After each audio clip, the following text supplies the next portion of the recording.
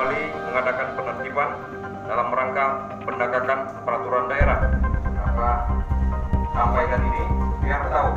Saya akan luruskan dulu, Pak. Dia disebutkan namanya. Saya jelaskan di sini. Organisasi dan tugas pokok serta fungsi Satuan Polisi Pamong Praja Sumatera Selatan.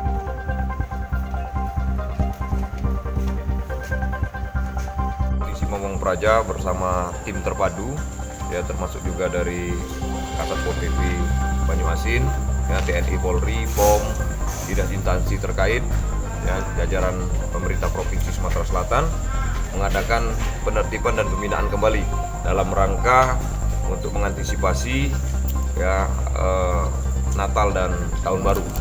Jadi malam hari ini kami mulai pukul 21.30 menyusuri tempat-tempat yang kita dahulukan adalah di Kabupaten Banyuasin, ya, antara lain Hotel Twin Star, kemudian penginapan Serasi.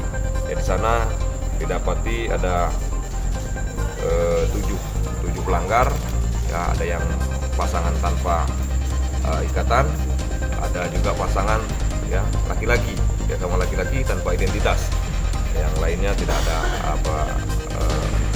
KTP. Selanjutnya kami menyusuri Tanjung Api-Api, ya,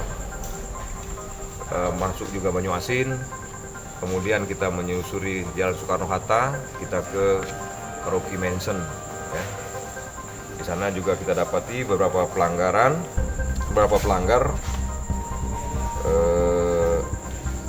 ada 8 orang, ya. Kemudian menyusuri lagi wilayah Kota Palembang yang kita sinyalir, ya, terindikasi terjadi pelanggaran baik itu pekerjanya maupun dalam kegiatan-kegiatan operasional.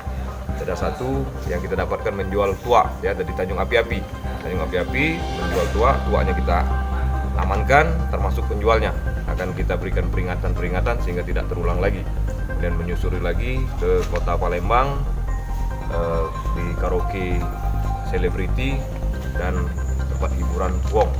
Ya, jadi jumlah yang kita amankan hari ini adalah 52 orang, terdiri dari pasangan yang tanpa ikatan suami istri, kemudian pelanggaran kartu tanda penduduk, ya, kemudian yang penjual miras tadi.